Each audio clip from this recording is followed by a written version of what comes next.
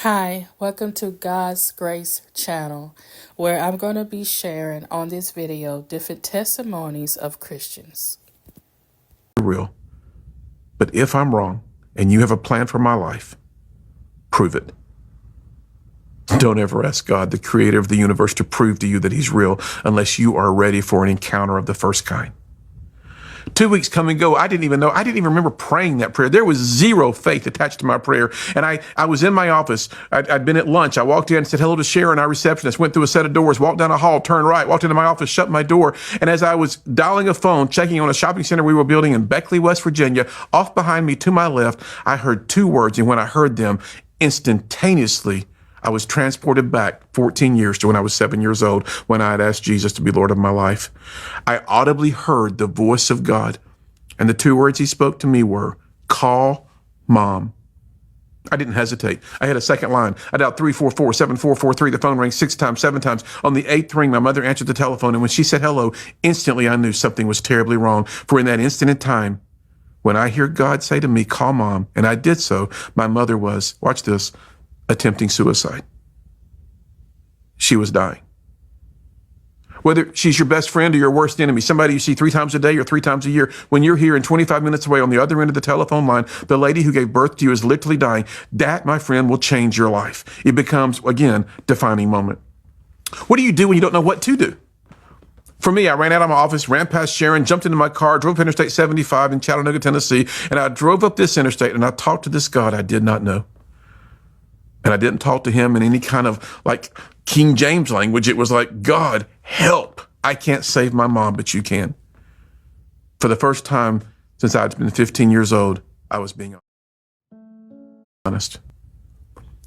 I rounded the corner in their neighborhood, looked at their home from the outside in. Everything looked fine. It was safe, secure, maybe like where you live today. But from the inside out, my mom was dying. I've spoken with millions and millions of teenagers. And from the outside in, they appear to have it all together. But from the inside out, I wonder what's really going on. Do you really get the truth that your choices do create your circumstances? I beat on the door that day. My mom was barely alive as she came down some stairs. She fell into my arms. I picked her up. I carried her to her car. I drove her to Park Ridge Hospital in Chattanooga, Tennessee. And as we drove, she looked over at me. She says, Dean, I can't be dying. And I said, Mom, hang on. You're not going to die, but you're going to have to choose to live. The most important word in that sentence is not live, my friend. It is choose, because you and I are given the choice every day to make the choices that create our circumstances. I get her to a hospital that day. A doctor threw me against the wall. They rushed her to the emergency room. My dad is there now. Family and friends are there. 45 minutes later, this doctor walks across the ER to my father. I get a little closer to my dad, thinking we're going to hear the time of death pronounced. But this doctor has the most perplexed look on his face, and he said, Mr. Sykes, there's no medical reason to tell you this at all. It is a, quote, miracle of God. Your wife's fine. You can go see her. I heard that doctor say miracle of God. I looked straight up to heaven. I was like, you've got to be kidding me. You're real?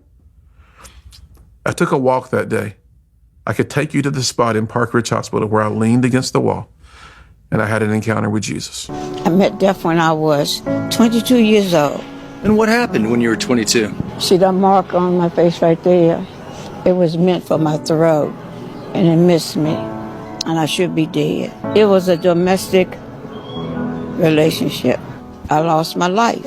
I just was gone for a certain amount of time. And nobody ever believes it, so I don't even tell it anymore.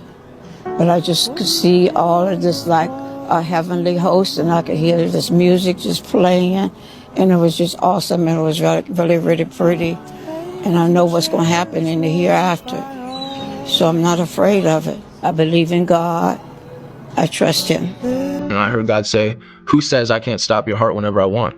My conversation with God was like, I'm going to take some psychedelics, and now I'm going to go into the spirit realm, and I'm going to find out all the lies so I can come back and tell people that are caught up in this. I said, yeah, I'm going to do it. I said, now or never, right, God? I was like, you know what? Let's do this thing. And all of a sudden, my chest started to cave. Like, it was a pressure, and I'm like, I was having trouble breathing, but I'm like, all right, Josh, we're not doing this. You're good. As soon as I said that, and all my pride and arrogance saying that, I turned around and I heard God say, who says I can't stop your heart whenever I want? And it was like, instantly knew, like, oh my gosh, what did I do? Oh my, dude, instantly, God have mercy, God have mercy, Lord forgive me. I started praying in tongues, and it would be like, it was bad, but I'd stay there. And then I noticed if I stopped, I would feel like darkness consuming me again. I'd get pressure on my chest. I'd feel like I was dying. And then vision started to come to it. Next thing I knew, I was in a hand. I was in this big hand, just laying there, helpless. And the Bible says that to fall into the hand of the living God is a dreadful and fearful thing. It's not a joke. And all of a sudden, on my right hand, I just see like 20, 30 demons. And on my left, it was like the kingdom of heaven. I can't explain it. The kingdom was almost veiled in a sense. It was like if you put like a real thin white sheet over something, you could still see what everything is, but the fullness of its glory wasn't revealed. All these demons are on my right side. And they said, this one that was like bigger than the other one stood up and he said, we're tired of this kid. They said, he keeps coming to our kingdom and taking people out. And then he came back and ate off our table. Once he said that, it was like everything hit me. Like the fullness of my mistake was like, oh my gosh. I look over and Jesus starts walking out of the kingdom of heaven. He walks up to me, puts his arm around me, and says, this one is mine. He belongs to me. He said everything obeyed, everything listened. He spoke to everything. And this is where I'm in heaven now. I walk in, the first thing I see, I look, and Jesus is in front of me, and he says, maybe we shouldn't do that again. Bro, he smiled at me.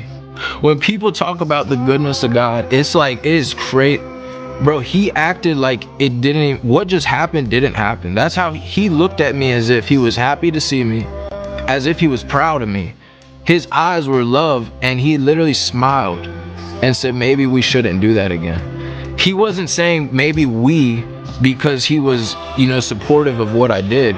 He was letting me know that even through that, I was with you. Even through that, all your bad choices, I'm with you. 2 Corinthians 5:17. Therefore, if any man be in Christ, he is a new creature. Old things are passed away. Behold, all things are become new. I remind you all that Jesus Christ loved you. I gotta say, when I encountered the Lord, when he saved me from full-blown demonic possession so deep, I ruined my family. I was sleeping with demons. I put this demonic curse on my neck. It means Chomora Devaka. It's got something to do with the Lord's blood, and it's something sexual. I would repeat over and over and over in demonic, very demonic, pentagram-style rituals. I was a very bad man, okay? When the Lord delivered me, guys, all that was just dust in the wind, dude. He loved me so much. It just didn't matter to him. I'm his son. And I knew it. And I wept and wailed. I spit in the mud and rubbed dirt in my face. I'd never been loved so much in my life. I'd never felt that before. His love, his hands wrapped around me, his face to my face, his intimacy, his vulnerability. It was just, I could read his heart. He really meant it when he looked at me and called me beautiful and his son, and he loved me, and it was all that guilt and all that shame just went away, guys. And that's what I'm trying to get across to everybody. Everybody wants to be so critical of each other. Everybody wants to be so demanding of each other. And everybody wants to be so harsh on each other and use Bible verses and your way of understanding the Bible to just beat each other in the face. But when I met the Lord, dude, none of that mattered. All that mattered was like, you're my son, and he just held me and I was safe in his arms, dude, and the devil couldn't get me no more.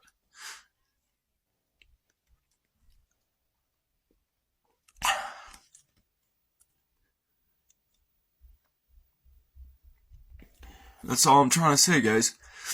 So sometimes when I respond to commenters, and they're like, they're just being so harsh with each other. I'm like, you guys are missing the Lord, dude. You're trying to honor God with your understanding of the Bible, right? But you're missing Jesus because Jesus just loves you all so much. So much. You see, the devil tried using the Bible to prove his point. God is love. So when we are enjoying each other and loving each other, even when we disagree, that's proof that Jesus Christ is present. I hope these testimonies help someone. See you on next video.